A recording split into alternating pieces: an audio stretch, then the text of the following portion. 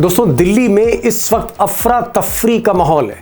जगह जगह पुलिस के बैरिकेडिंग लगे हुए, पानी बरस रहा है, रास्ता जाम है, मेट्रो के स्टेशन कई जगह पर बंद हैं और 1 किलोमीटर पहुंचने के लिए 1-2 घंटे लोगों को लग रहे हैं। उसकी वजह यह है कि पूरी राजधानी में और खासकर सेंट्रल दिल्ली में संसद के चारों तरफ छात्रों का सैलाब ही सैलाब है। पर अब देख सकते हैं और उधर छात्रों के समर्थन में राहुल गांधी आज फिर सड़कों पर। आज वो प्रधानमंत्री आवास पर अचानक धरना देने की जगह गांधी स्मृति पहुंच गए, वही जगह जहां पर गांधी जी को, राष्ट्रपिता को गोली मारी गई थी। और वहीं पर आज राहुल गांधी और समूचा विपक्ष अचानक धावा बोलता है, अचानक पहुंचता है। दूसरी तरफ जंतर मंतर पर छात्रों की भीड़ आज कुछ ज्यादा ही थी और पुलिस की तैनाती, पुलिस का डिप्लॉयमेंट इस कदर था कि लोग कह रहे हैं कि किसी वक्त भी यहां ऑपरेशन हो सकता है। और आज शाम सरकार में हड़कंप उस वक्त मचा जब अचानक राहुल गांधी ने अपने घर पर सभी विपक्षी पार्टियों को, कांग्रेस के सांसदों को बुलाया। कहा गया था कि चाय है, लेकिन चाय नहीं थी, वहां पर कई बसें खड़ी थीं और बाद में अचानक राहुल गांधी एक लंबा काफिला लेके विपक्ष के सांसदों का गांधी स्मृति की तरफ बढ़ गए। एक बैरिकेड के बाद दूसरी बैरिकेड क्रॉस करने लगे। पुलिस कहीं ना कहीं बाधा थी, लेकिन राहुल गांधी छात्रों के समर्थन पर सड़कों पर उतरे, गांधी स्मृति पहुंचे और जिन छात्रों ने नीट परीक्षा को लेकर जान दे दी, उनके लिए राहुल गांधी ने गांधी स्मृति पर प्रार्थना की। कुल मिलाकर राहुल गांधी जिस तरह से छात्रों के पीछे खड़े हो गए, सरकार थोड़ी घबरा रही है। तो हमारे स्टूडेंट्स हैं वो सड़क पे हैं, तो सारे के सारे ऑपोजिशन एमपीज को लगा कि हमें भी सड़क पे होना चाहिए। तो चाहते थे कि सारे के सारे ऑपोजिशन एमपीज इंडिया गेट जाएं, उन्होंने मना कर दिया, रोक दिया। फिर हमने कहा कि 30 जनवरी जाना चाहते हैं, यहाँ पे इन्होंने ये बस लगा दी है। लेकिन इन सब के बीच ये जो आंदोलन धीरे धीरे तेज हो रहा है और जो मैंने शुरू में कहा कि सरकार में घबराहट है, लिहाजा आंदोलन को तोड़ने की साजिशें भी तेज हो गई। हर स्तर पर साजिश हो रही है, हर स्तर पर साजिश हो रही है। और जानकारों का कहना है कि पुलिस किसी भी समय, ये जो जंतर मंतर पर जबरदस्त भीड़ है, कनॉट प्लेस तक भीड़ है, संसद तक भीड़ है, संसद के चारों तरफ छात्र हैं, जंतर मंतर पर हैं, ये जो भीड़ है बर्दाश्त नहीं हो रही अब सत्ता से।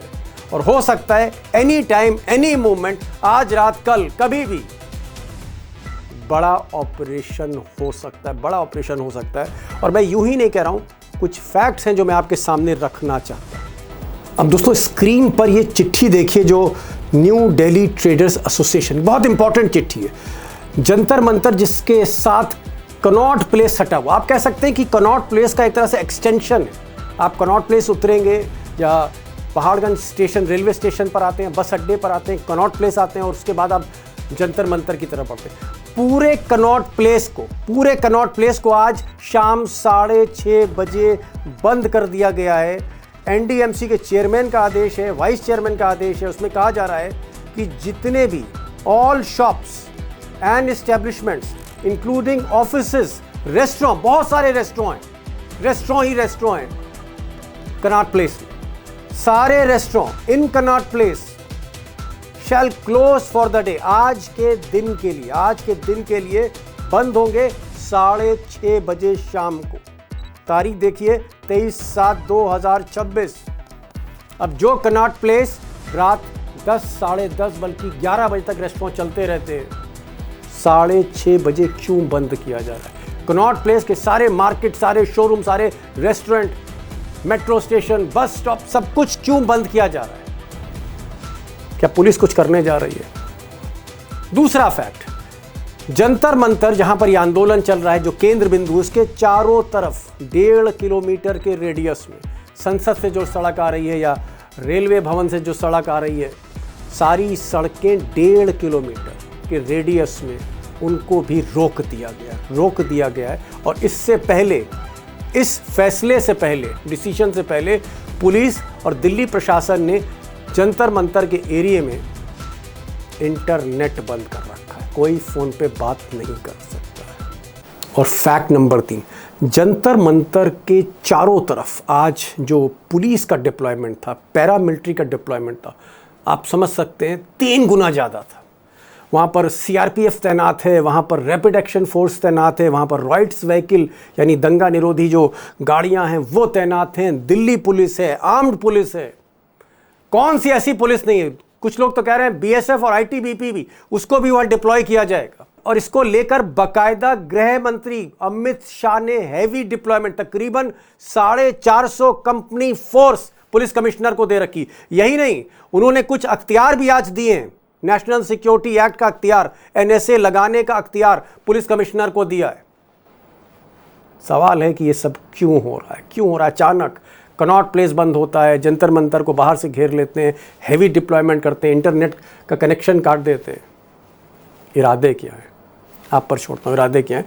और इसके लिए हमें रुकना पड़ेगा। आज रात या आने वाली रात, हर रात अब कयामत ही है। अब साजिश का एक और खेल देखिए।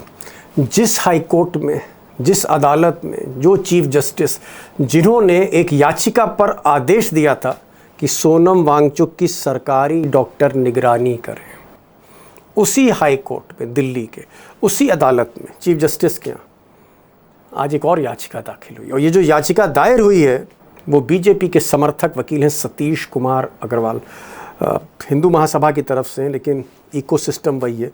इनकी तरफ से एक याचिका दायर हुई है जिसमें यह कहा गया है कि जो कॉकरोच जनता पार्टी है इसको कहां से फंडिंग मिल रही है, पैसा कहां से आ रहा है, कौन लोग इसके पीछे, इनके ओवरसीज कनेक्शंस क्या हैं, इसकी जांच होनी चाहिए, प्रोब होना चाहिए।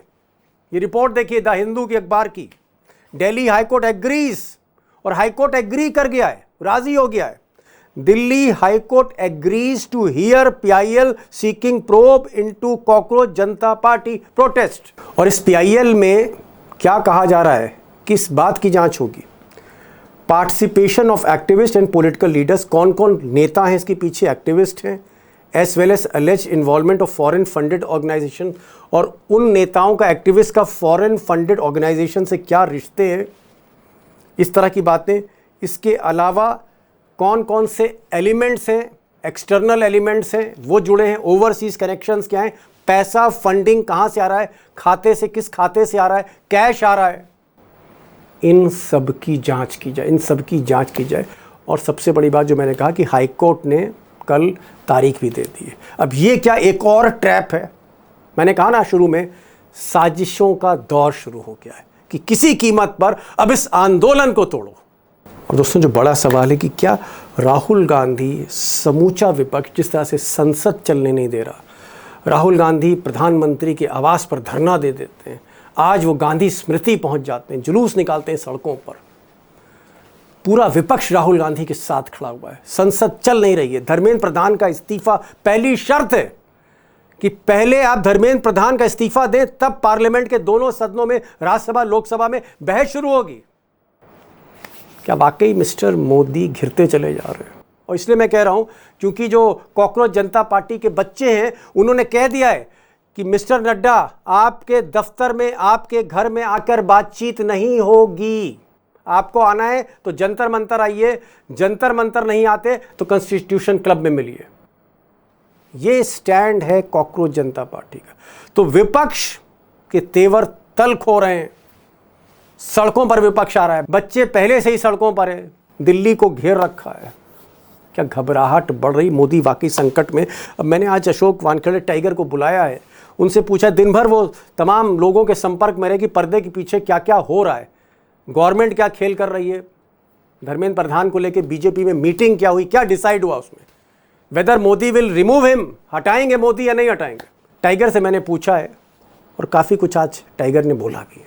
टाइगर, एक चीज़ मैं और देख रहा हूं कि राहुल गांधी का जिस तरह से कनेक्ट हो रहा है जंतर मंतर के साथ, राहुल गांधी जंतर मंतर के करीब आ रहे हैं, छात्रों के करीब आ रहे हैं, ये जो राहुल गांधी का कनेक्शन है जंतर मंतर के बच्चों से, तो मिर्चा क्यों लग रही है मोदी जी को?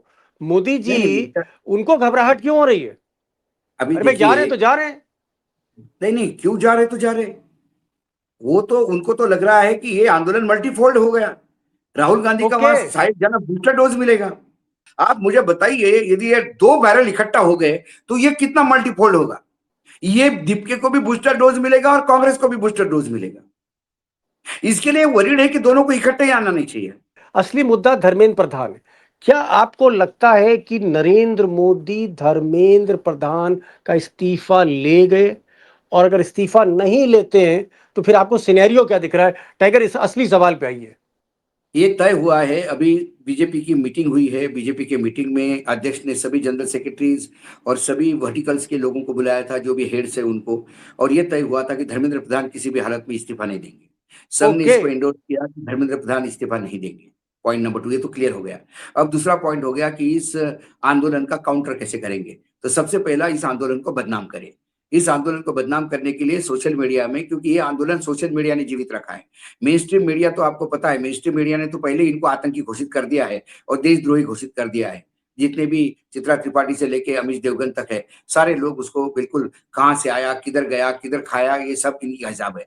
और बेचारे के उनके जहर उगलने के चक्कर में यहाँ वो जो रिपोर्टर है बेचारे, ट्रेनी रिपोर्टर, कोई फील्ड रिपोर्टर, उनको तकलीफ हो रही है। वो अपना एक अलग इशू है। अब सोशल मीडिया में डेंट के लिए बाकायदा कई लोगों के पास मैसेजेस गए हैं, लोगों ने स्क्रीनशॉट दिखाए। एक रील बना के डाल दीजिए और इस आंदोलन को बदनाम कर दीजिए। खासकर आप ये बोल दीजिए इसमें अल्लाह अकबर के नारे लगे। किसने देखे? कौन देखा? 40,000। किसने देखा? हाँ, 40,000। 40,000 वो रुपए। बाकायदा, और 40,000 एसएमएस है लोगों के। अब कितने से, मतलब लोग दिखा रहे सोशल मीडिया पे। लेकिन देखिए, मान लीजिए इतने यूट्यूबर्स हैं, इतने रील बनाने वाले बच्चे, सबको अगर 40,000 रील का देंगे तो करोड़ों रुपए हो गए। तो कितना करोड़ करोड़ों रुपए रुपए हो गए? साहब। 1,000 करोड़ रुपए। एक अरे तो 1,000 करोड़ तो बहुत होता है ना, अगर आप। तो किस आपके लिए बहुत होता है भाई, हमारे लिए बहुत होता है, इस देश के मोदी के लिए किसान नहीं के है। लिए बहुत होता है। ये मोदी पंद्रह के लिए पंद्रह एक हजार रुपए हजार बात करोड़ के माने नहीं है। कुछ भी माने नहीं है। मोदी के लिए छोड़िए, ये विधायक के लिए मायने नहीं है। विधायक के लिए 15,000 रुपए एक कारपोरेशन के चुनाव के लिए, 15,000 रुपए एक वोट के दिए गए थे पिंपरी चिंचवड़ में। एक खबर की थी मैंने। पांच पांच आपको पांच पांच लगता हजार रुपए 5,000 रुपए तो लोकसभा में बटे। आपको लगता है बीजेपी और उसका जो इनकम आईटी सेल है और जो गोदी मीडिया, ये सब मिलकर अब हमला करेंगे हमला कॉकरोच करेंगे। नहीं जनता नहीं, हमला पार्टी पे, शुरू हो गया। बच्चों पर, देखिए क्या हमला शुरू इनको हो गया। बदनाम देखिए, करेंगे। बावनकुळे रेवेन्यू मिनिस्टर है, मतलब एक बड़े पोस्ट पे है बीजेपी के उनका। नेता जी। ने तो महाराष्ट्र में उनने स्टेटमेंट, बाकायदा स्टेटमेंट दिया। उनने कहा कि ये कॉकरोच जनता पार्टी के लोग आतंकी है। 6 ट्रक पत्थर लेके साथ में चल रहे थे, ट्रक पीछे चल रहे थे जब पत्थरबाजी हुई। जी। तो 6 ट्रक। अब लोग इंतजार, हमारे यहाँ चित्रावाल है, वो पॉलिटिकल टूरिस्ट है, इस पार्टी से उस पार्टी, जो पार्टी सत्ता में होती है उनके साथ चली जाती है और बहुत वोकल है, बहुत स्ट्रांगली बोलती है। वो बीजेपी में है। उसने एक वीडियो रिलीज किया हिंदी में पूरे देश के लिए। अब मराठी, महाराष्ट्र में मराठी में करना था, लेकिन हिंदी में इसलिए कि दिल्ली तक पहुंचे। उन्होंने कहा कि बच्चों के आंदोलन से कोई किसी को प्रॉब्लम नहीं, लेकिन वहां यदि अल्लाह अकबर के नारे लगे, 370 के बारे में बोला जाए, देश के टुकड़े हो 1000 बोला जाए, आजादी की बात की जाए, ये नहीं चलेगा, ये नहीं चलेगा। अब मुझे बताइए किसने बोला, किसने बोला ये पाकिस्तान के नारे? एक नारा मुझे बताइए, वीडियो बताइए।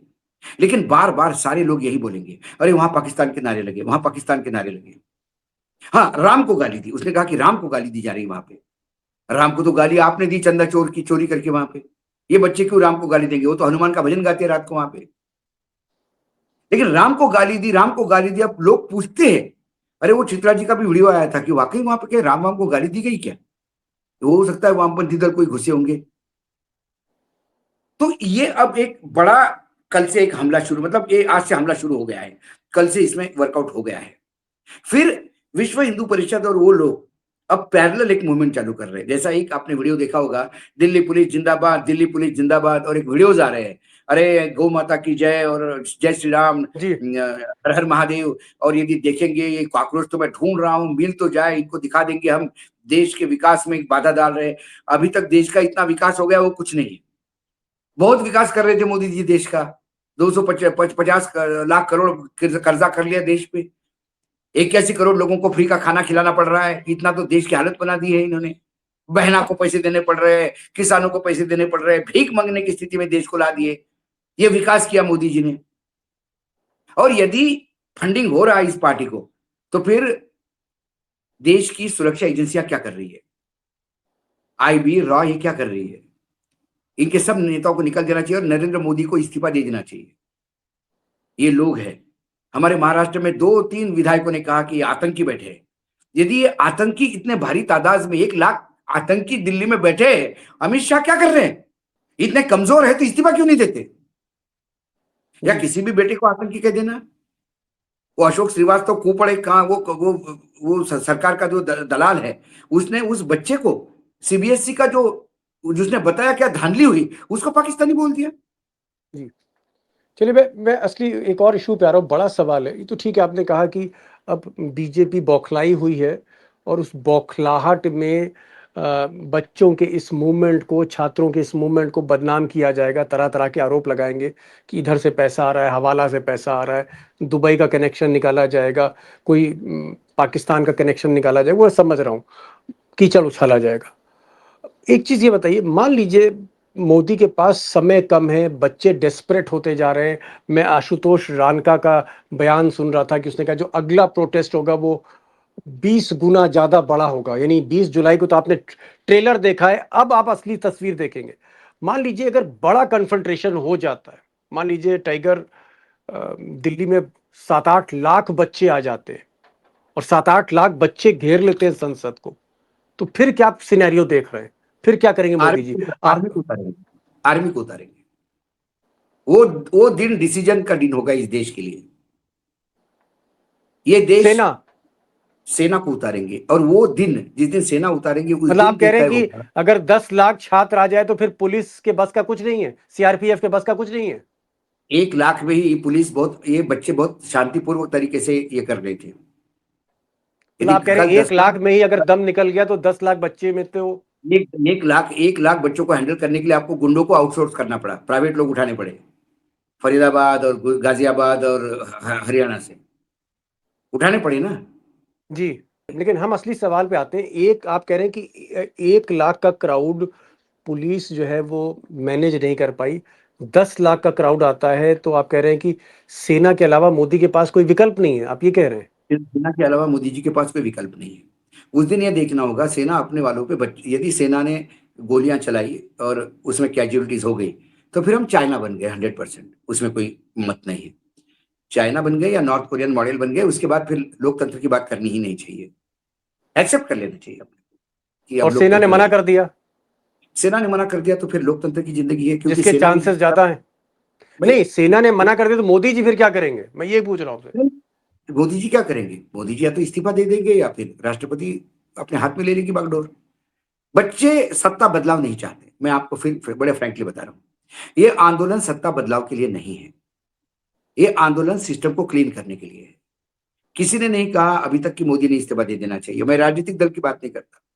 किसी स्टूडेंट ने कहा कि मोदी जी ने इस्तीफा नहीं देना चाहिए, वो इस्तीफा चाहते हैं धर्मेंद्र प्रधान का। कई लोग कहते हैं, हमारे डिस्कशन में भी, प्राइवेट भी लोग कहते हैं कि फोन करके भी बोलते, बोले धर्मेंद्र प्रधान ने इस्तीफा दे दिया तो दूसरा आएगा, कोई धर्मेंद्र प्रधान का ही भाई आएगा, क्या फर्क पड़ेगा? सवाल फर्क पड़ने का नहीं है, सवाल जवाबदेही तय करने का होगा। 2014 के बाद पहली बार नरेंद्र मोदी जी एक्सेप्ट करेंगे कि हाँ ये गलती हो गई और इसके लिए किसी को पेनलाइज करना जरूरी है। 2014 से लेकर आज तक तो मतलब निर्लज्जता इतनी है कि हमारे नींबू मिर्ची जो मंत्री है, रक्षा मंत्री राजनाथ सिंह, उनने तो निर्लज्ज होकर कहा था, अरे भाई यूपीए नहीं है, एनडीए है, यहाँ इस्तीफे नहीं होते, हम बेशरम है, निर्लज्ज है, हम इस्तीफे नहीं देंगे चाहे कुछ भी आरोप लगे। तो खुल के बोला, वीडियो है मार्केट में। तो ऐसे में पहली बार जवाबदेही तय होगी कि नहीं गलती किया तो आपको उसको निकालना होगा। आप गलत आदमी को थोप नहीं सकते जबरदस्ती देश पे, संवाद बनाना होगा इनको। और ये कोई बहुत सरकार के लिए बड़ी बात नहीं है, सरकार संवाद। मैं आपको बता देता हूं कि यदि नरेंद्र मोदी खुद उठ के चले जाए ना स्टेज पे और बच्चों के बीच में जाके बैठे, 90% प्रॉब्लम सॉल्व हो जाएगी। 90% प्रॉब्लम सॉल्व हो जाएगी, लेकिन मानने को कौन तैयार है? देखिए होता क्या है, कई बार आदमी को सही राजनीतिज्ञ जो होता है वो 2 कदम पीछे, भगवान श्री कृष्ण को भी रणछोड़ दास कहते हैं, रण से भागे थे भगवान श्री कृष्ण, लेकिन एक स्ट्रेटेजी के तहत भागे थे। आप ट्वीट करके लोगों को मूर्ख नहीं बना सकते कि मुझे बच्चों की चिंता है। अरे तुम्हारी चिंता दिख गई, कैसे बच्चों को कीले से लगे हुए डंडे से मारा आपने, ये चिंता है आपको। फास्ट ट्रैक होगा 2024 का नरेंद्र मोदी जी का पार्लियामेंट का स्टेटमेंट है, पार्लियामेंट में दिया हुआ, तब के पेपर लीक पे हमने कड़ा कानून बनाया है। हम जल्द से जल्दी लोगों को पकड़ के इसके सजा दिलवाएंगे और इसके बाद पेपर लीक होगा नहीं। क्या हुआ फिर 26 में हो गया, कहां गए कानून? अब बोलते फास्ट ट्रैक करेंगे। क्या करेंगे फास्ट ट्रैक? सीबीआई 4-4 केसेस ढूंढ रही है, अभी तक नहीं मिले। 2024 में जिसको सजा दिलवानी थी वो अभी तक एक को सजा नहीं दिलवाई। जो लोग इन्वॉल्व थे पेपर लीक में उनको आपने एमएलए बनाया यूपी में। क्या आपका कहां दिखता है इंटेंशन पेपर लीक के लिए सिंसियरली? क्या आपको लगता है टाइगर, आपका जो एक्सपीरियंस है, मोदी को आप बहुत करीब से जानते हैं, करीब से आप मोदी को देख रहे हैं, अमित शाह को समझते हैं, भारी रिसर्च है आपकी गुजरात लॉबी पे, अब आपको क्या लग रहा है होने क्या वाला है?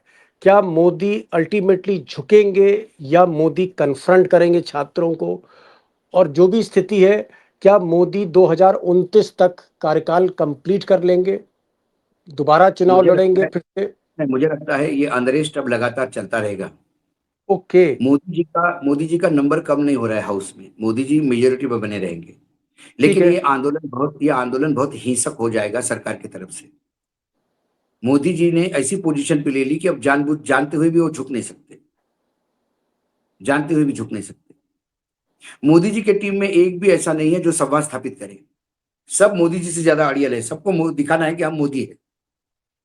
मोदी जी के टीम में सबसे बड़ा प्रॉब्लम है कि सबने अपने आप को मोदी मान लिया है और मोदी जैसे आकर से चलते हैं जी। सारी बागडोर अमित शाह जी के हाथ में है।